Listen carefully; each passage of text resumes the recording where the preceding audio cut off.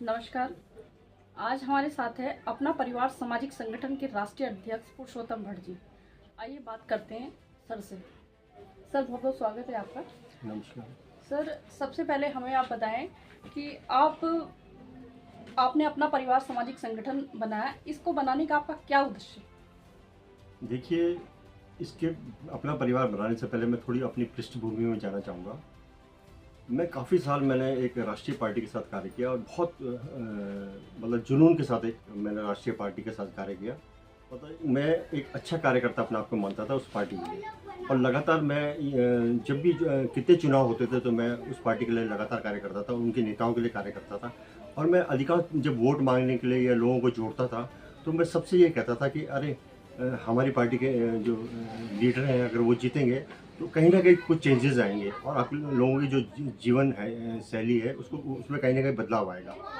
लेकिन लगातार मैंने देखा काफ़ी जीतने के बाद, जहाँ तक मैंने देखा, जितने भी नेता जीते तो हमारी स्थिति, कार्यकर्ताओं की स्थिति ये हो गई कि लीडर जो है वो फिर अपने धंधे पानी में लग गया और उसने जो है कार्यकर्ता की उपेक्षा होने लगी। तो बहुत से मेरे साथ के कार्यकर्ता थे जिनकी उपेक्षा हुई। तो मैंने कहा छोड़ो, ऐसी पार्टी का क्या करना है यार, जिसमें हम लोग पब्लिक के लिए कुछ कर ही नहीं सकते। तो फिर मैंने 2010 में पार्टी छोड़ दी थी और मैं अपने काम धंधे में लग गया उस टाइम। और अपने काम धंधे के देखते हुए मैंने 3 साल लगातार अपने काम धंधे की तरफ फोकस किया और थोड़ा बहुत जोड़ा, एक हल्का छोटा सा मकान मैंने बनाया। लेकिन 2013 में जब मेरी बेटी की शादी थी तब मैंने देखा कि कहते हैं पैसा का एक बहुत महत्वपूर्ण रोल है। चाहे लड़की की शादी है, चाहे मकान बनाने का है, चाहे जीवन यापन का माध्यम है, उसमें पैसा एक मिडिल क्लास व्यक्ति के लिए बहुत संघर्षशील स्थिति होती है।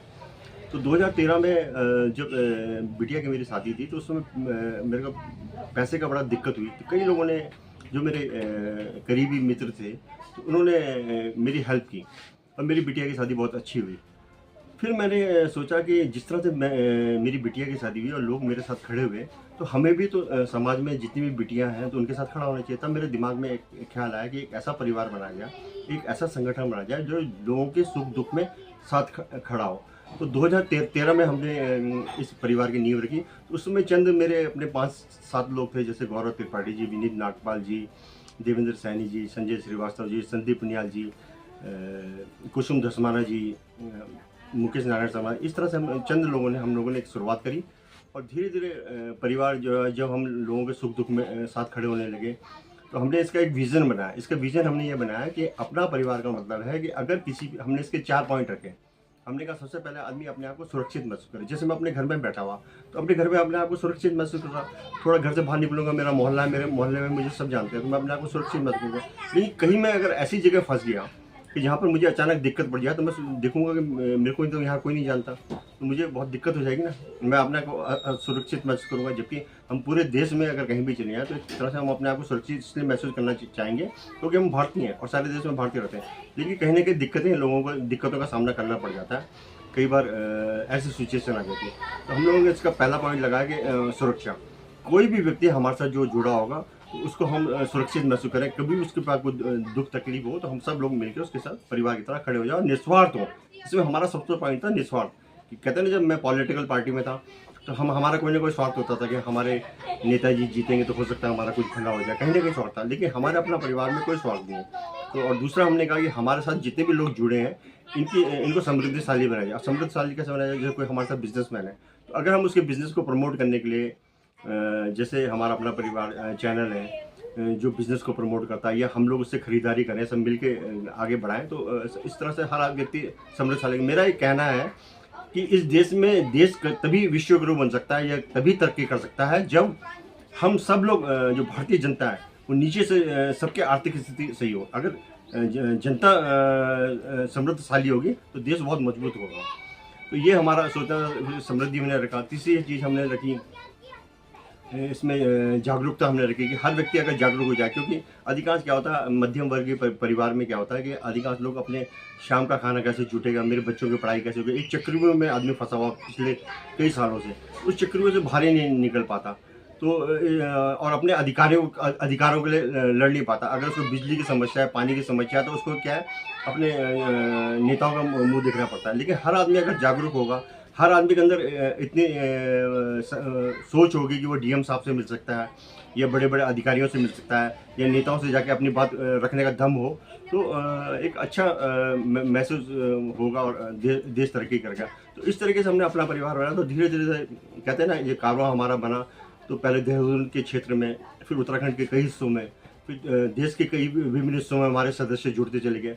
उसके बाद विदेशों तक में भी हमारे जो देश के जो लोग विदेशों में थे, वहाँ के लोग भी हमारे साथ जुड़ना शुरू हुए।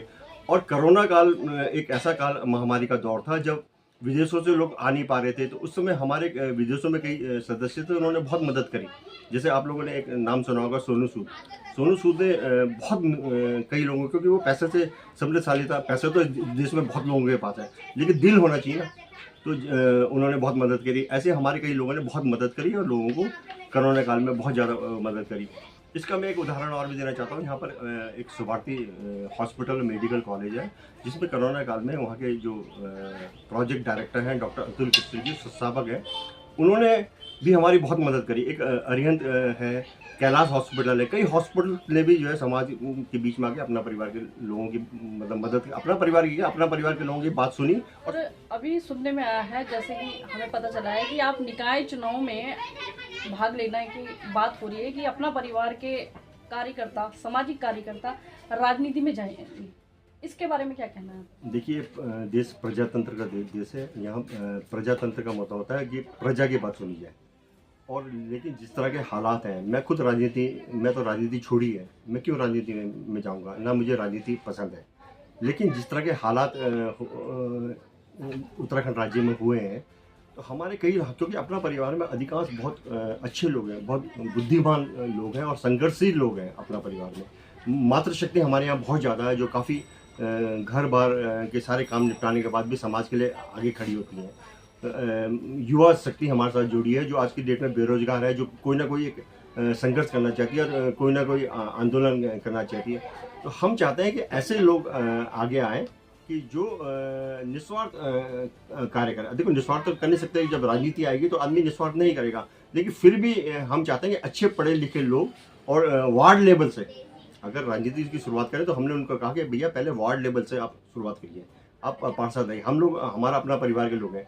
अगर हमारे इस शहर में अगर 5000 फैमिलीज हमारे देहरादून शहर में है, अगर 5000 फैमिली में हम नहीं कहते कि 5000 लोग वोट देंगे या कुछ फैमिलियाँ देंगे, या हमारे 200-300 लोग अगर किसी व्यक्ति को सपोर्ट करते हैं, तो कहीं ना कहीं कुछ चेंजेस आएंगे।